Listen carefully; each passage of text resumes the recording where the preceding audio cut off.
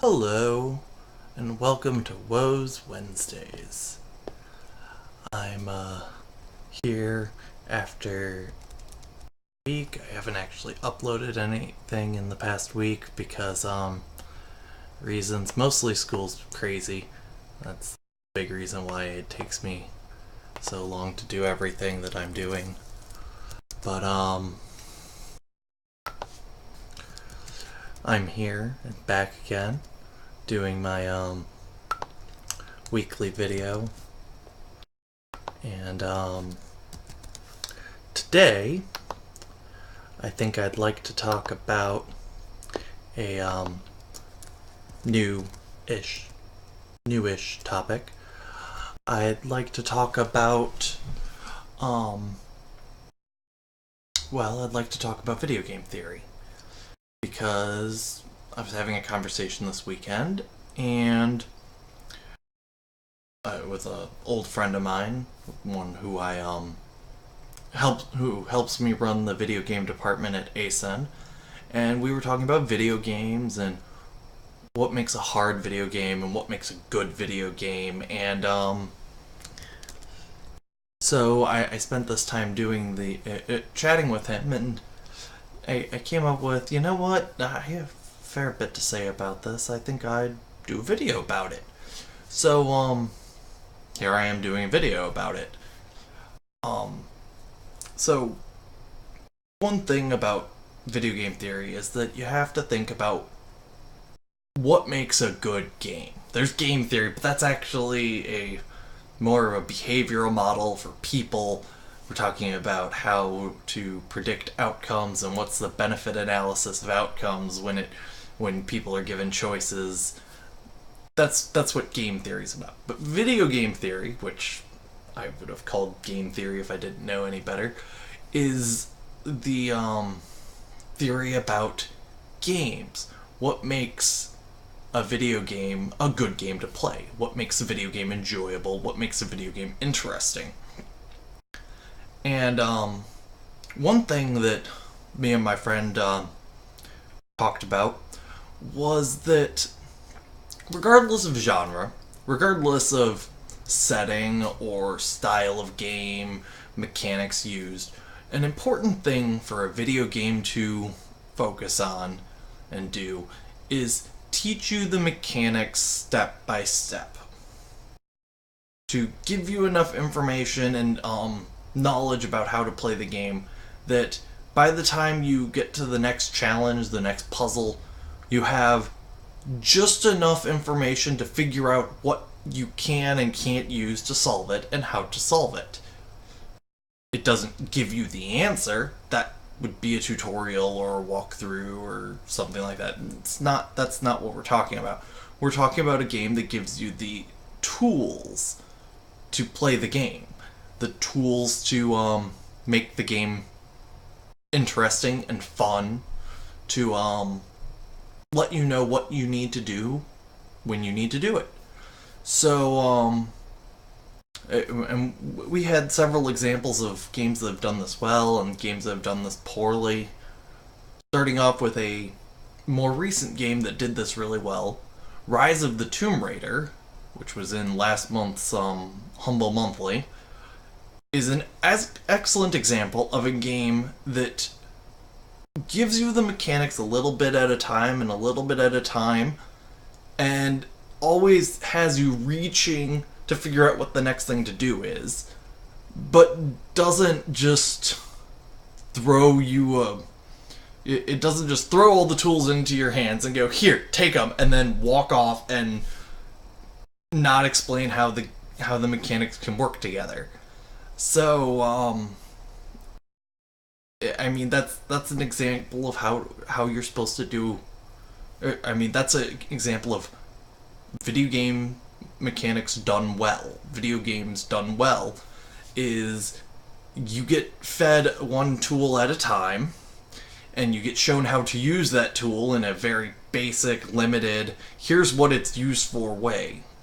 And then as you play the game, you're expected to take that limited use, because it's technically the limited use no matter what context you're using it in, and find how that limited use can be applied in new ways.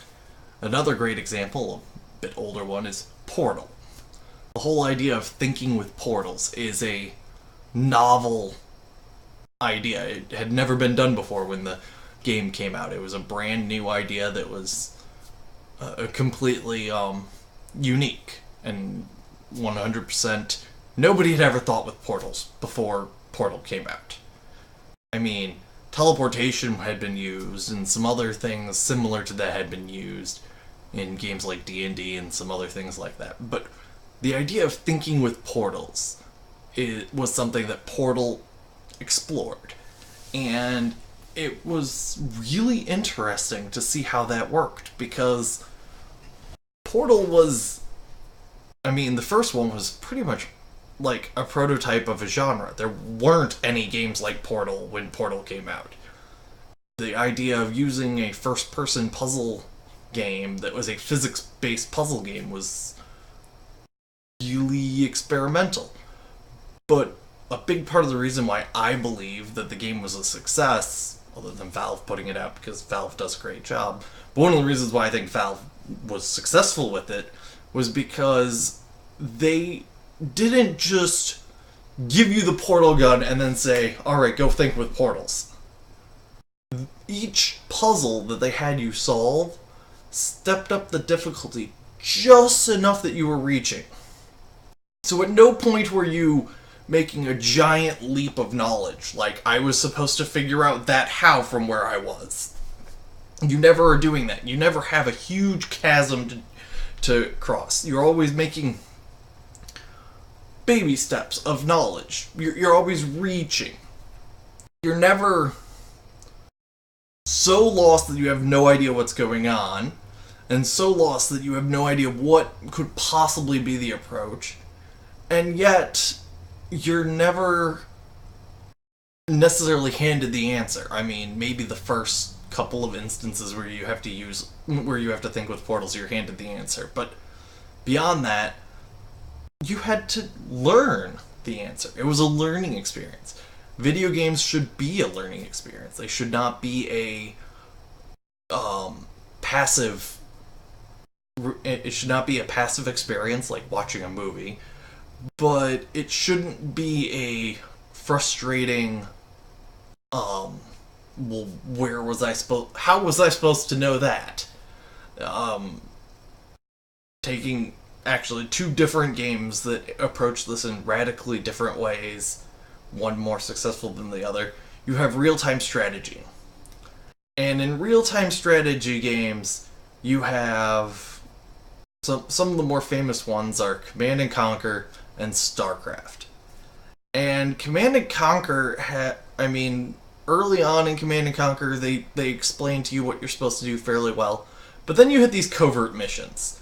And Command & Conquer's covert missions, it's not always clear how you're supposed to proceed to keep yourself alive. I've gotten frustrated on more than one occasion with a covert op mission and just, well, how am I supposed to proceed here? How was I supposed to know how to do that? It doesn't ever tell you, it doesn't explain it, it doesn't hint. It just sort of, be good, know what's coming. And that's not particularly helpful. On the other hand, with StarCraft, a literally world-famous real-time strategy game that still has millions of players even today, StarCraft, if you wanted to learn how to play the game, you played through the campaign.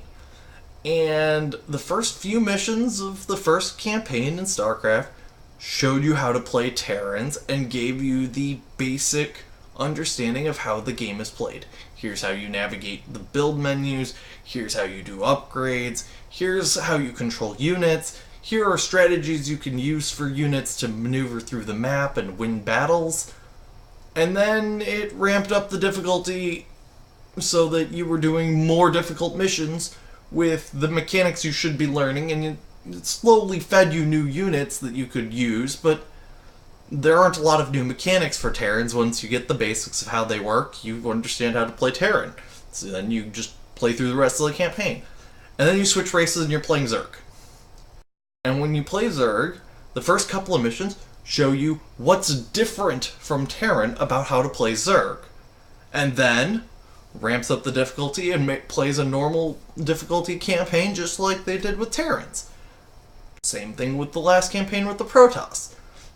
The difference being that the base difficulty is progressively higher for the beginning of each campaign because you should already know how to play the game by the point you get to the next campaign. You're not learning to play the game. Now you're just learning how to play Protoss or learning how to play Zerg.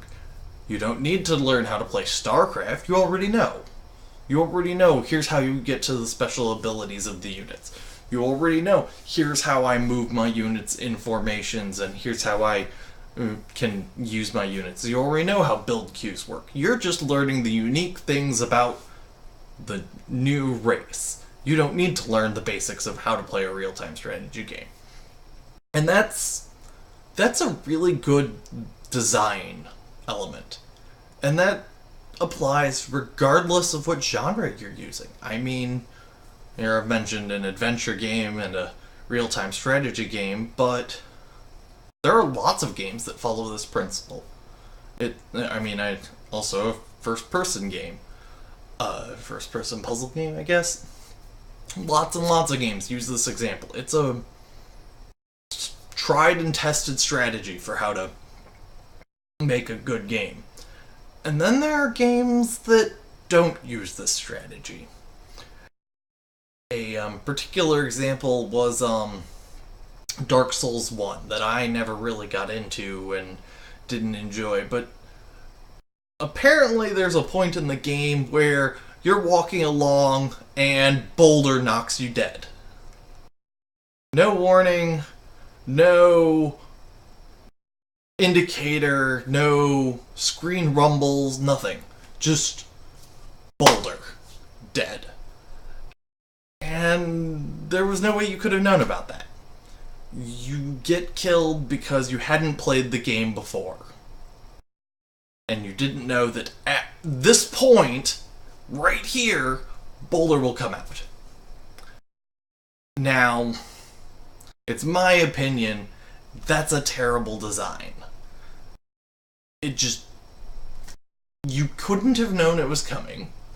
You aren't given any clues that that's a thing that happens in the game. Nobody tells you, hey, look out for boulders up this hill. There isn't an NPC you can talk to who can warn you. It just happens. And sucks to be you, newbie. You just died. That's not a good game design. You want a good game design that teaches a player how to play your game. You want them to feel just competent enough to take on the next challenge before you make things a little harder. Another great game that has no tutorial to speak of is Myst. It's a game now 22-ish years old. It's old, but it's an old game, and it doesn't teach you how to play at all. Now, admittedly, the mechanics, the literal interactions are point and click, so it's not particularly sophisticated mechanics, but even still, it doesn't tell you how to play the game. Nobody talks to you, nobody tells you, here's where you click if you want to go forward. Here are some puzzles and how you solve them. Never. Not once. Doesn't tell you any of it. But if you explore the game reveals to you what you need to be doing as you play it. And that's an important factor about a good game. Is a good game shouldn't feel like you're getting spoon-fed how to play a game. You should feel like it's a natural experience, that you were given information but you're working for it. You have to learn and grow to be able to step through the game. And I think that's something that a lot of games, I mean, a lot of games get it right. I can think of countless examples of games that get it right. But games that struggle with this tend to be games that are less enjoyable and are don't do as well. Games that don't make you learn as you play tend to do less well. Either because they're too hard, and so you get to a certain point and then you just flip the table and give up and walk out, or they're too difficult to understand. There's no explanations. The tutorials are terrible, and so you don't know what to do from the get-go, and you just give up before you even really start. There's not enough there for you to get started, and that happens with some games. Or they are unnecessarily punishing. They don't actually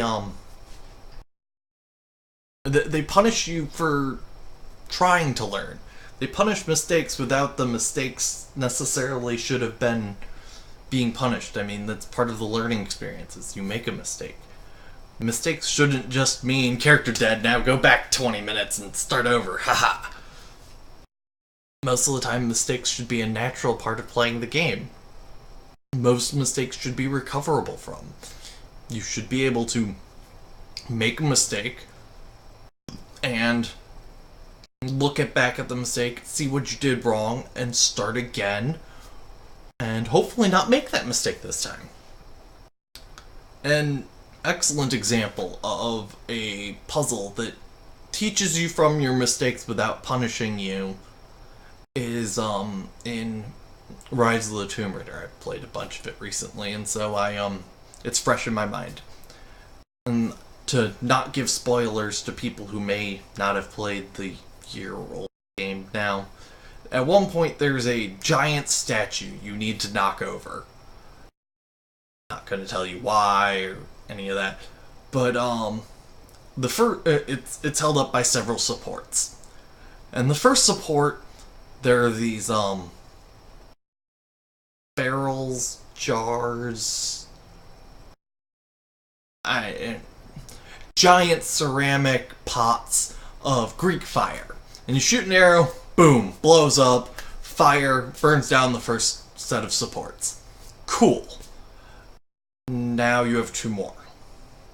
We'll go over to one side, and there's this sling apparatus and a shoot apparatus and a bunch of things, and it's not necessarily clear how you're supposed to approach it, but you know, you shoot an arrow and you open the thing, and oh look, there's a barrel of the Greek fire that comes out of the chute. Okay. And hey look, there's ropes around the barrel, and there's ropes around the giant what looks like one of those floating levers that they have in some of those games.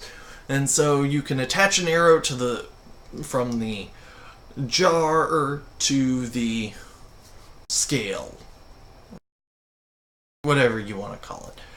So you do that, and then you can pull on the scale to swing the barrel around, and that's cool. But now the barrel's down in a pit, and you have to pull it up somehow. How are you going to do that? Well, you get another barrel, and you do the same kind of thing, and you knock the barrel down into the pit, and that allows you to lift the other one up onto the platform on the other side, and then you can knock it down, and then you can cut the rope, knock it down into the water, and then you shoot it with an arrow and burn down another support. And figuring that out probably took me like 20 minutes, because I had to figure out how the mechanics are supposed to work with that. But nothing that it made me do wasn't a thing I didn't know how to do. You get rope arrows a quarter of the way into the game. You've been using them for hours by the time you do this puzzle. Usually, though, you were using them for making transportation or opening doors. You weren't using them for a physics puzzle. But it throws it at you, and it's not unclear what you need to do. I mean, it's not immediately clear, but it's not like, well, how was I supposed to figure that out given the tools I had? It was not obvious, but you could figure it out using what you had. It was it was a learning experience. Another great game at learning experiences is the Witness. Now, for those of you who've not heard of this indie puzzle game, it's a puzzle game revolving around drawing lines on panels to unlock the next puzzle. I mean, like, that's the game. It's a puzzle game. It's a walking around the beautiful landscape, but the puzzles are not. I mean, the puzzles are sometimes landscape based, but they aren't physics puzzles. They're just puzzles. But it doesn't ever tell you the rules. Not explicitly, at least. It makes you figure out the rules as you play. And sometimes it's a little hard to figure out what the rules are. And the whole game is actually a rather difficult game. But at every step of the way of the game, you're learning how to solve a new puzzle. At no point in this are you like, well, that was out of nowhere. Every point of the puzzles teaches you how to solve the next puzzle. The entire game is based around the idea that you're learning how to solve these puzzles as you play. And I think that's a very important part of video games, is the learning experience of video games. There's a large amount of video games that is show not tell. If you can have the player do it instead of have them read something, that is better by so many dimensions, it's not even funny. Having a prompt for what keys to press every 30 seconds is something that should have died in the 80s. And the thing is I don't even think it existed in the 80s. That was something that started in the 90s. And it's a terrible way of teaching somebody mechanics. You should be showing them how. Showing them, here's how you use a rope. Here's how you climb a thing. Here's what you do here. It's not that hard, and it is so much more intuitive and inviting. It draws you in. It makes you feel like you're a part of the world, not a observer of the world. You know, you want immersion in your video game. You want to feel like the character. A lot of games revolve around that feeling. Well, if you want to feel like the character, you should make games, well, immersive. And if you want to make games immersive, you need to make puzzles intuitive. Not easy, intuitive. These are two different things. Easy is the obvious answer is right there up on a pedestal glowing for you, and you just walk through these rings like this, and there you go. You did it. Good job. That's easy. Intuitive is there's a glowing thing on that pedestal. Well, that's obviously where I need to get to.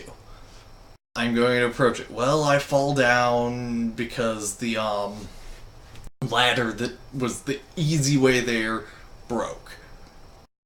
But there's this suspicious looking door looking thing on the wall.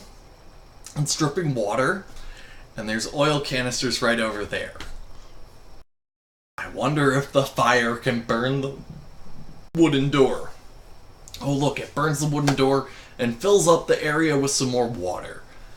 And that water's just enough for me to be able to swim into and then walk to another area where there's another one of these things.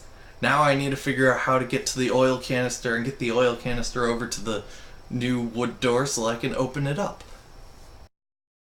I'm doing the same thing, but now there's an added level of complexity. And then another added level of complexity. At no point were you thrown a curveball and now the grate in front of it is metal and you can't burn it down and there's no obvious tools that'll allow you to remove this metal grate. And you're stumped and stuck because the game threw you a huge curveball and didn't provide you a mechanic that you were obviously, this is the kind of tool you use for this. It just threw you a curveball and didn't explain itself. Well, that's poor design. That's a poor way of leading people through games. It's a poor way of doing games. If you want to do games well, you teach. I mean, it's supposed to be a teaching experience, a learning experience. That's why I love my video games. That's what I love about my video games, is that you learn as you play. I think that's a huge and important part of playing video games, is learning as you play.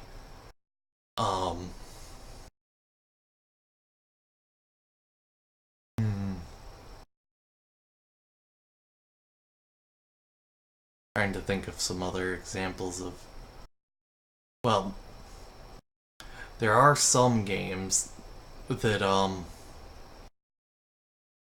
you learn by failure, and I'm not a huge fan of these games. A lot of them, I mean, Dark Souls is kind of an example of one. Another example would be I Want to Be the Guy.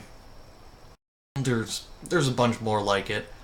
It's a kind of game that basically the only way to play through the game is through memorizing what's going to happen at every step of the game. It's not a intuition game. It's not you aren't learning how to play as you play. You're getting you are getting failure states all the time, and the only way that you proceed is by figuring out what failures you can avoid doing. How to avoid failure states. Don't do that, do this other thing instead. Don't do that, do this other thing instead. Don't do that, do this other thing instead. You keep failing at this game, well then you must just be bad at games. Well, no, that's not how games work. Games are not, you fail at a game, therefore you are bad. I mean, if the game doesn't really let you know why you're failing, that's kind of on the game. When you fail a mission in XCOM because you ran out of time, the game lets you know you ran out of time. You needed to have hurried it up. You could not have played so carefully. Now, if you're playing a game and you run out of time because the game threw 9,000 enemies at you, well then that's a poorly designed game. You didn't run out of time because you weren't playing the game properly. The game didn't let you win because it was being a difficult, impossible thing. You know what? Two examples of difficult games. You have Dark Souls and Binding of Isaac. Dark Souls punishes you randomly because you didn't play the game before. Binding of Isaac punishes you by you screwing up enough times that you failed. I mean, you can... Binding of Isaac is hard. I don't know how many of you have played it, if you've ever tried it. If any of you are particularly fond of the game, you will attest to the fact that Binding of Isaac is not a merciful game. Binding of Isaac doesn't care about you, doesn't care what you want, doesn't care what you think. Binding of Isaac just wants to screw you over and make your life difficult. However, it plays fair in that it doesn't just kill you randomly, it punishes you for not knowing how to play. You don't know how far your attacks move or what path they're going to take, well, it'll punish you for that. You'll miss. And if you don't know how the enemies move, you'll get damaged. And that'll hurt. But you learn by playing, and retrying isn't exactly... dying is a fail state, but it's not punishing. It's not like you lost progress. It's a rogue, so it changes every time you play. It's not like you're playing through the same story over and over again. Well, if you just knew there were boulders, you wouldn't have died there. No, Binding of Isaac doesn't throw that at you. It lets you, you have to know what paths the enemies that this enemy will take, or how their attacks move, or, what do they do to attack you, and how can you avoid it. That's how Binding of Isaac works. Dark Souls, you didn't know better? Ha! You died. Not a fan. Not a fan at all. Punishing ignorance because that was what you wanted to do, and there was no way that you could possibly have avoided it other than I've already played the game before and died here before. That's not cool. Punishing you because you didn't know better about how an enemy would move, well, knowing how enemies move or learning it very quickly is a part of that kind of game. Dying randomly because you didn't memorize a part of a game, that's not a good design.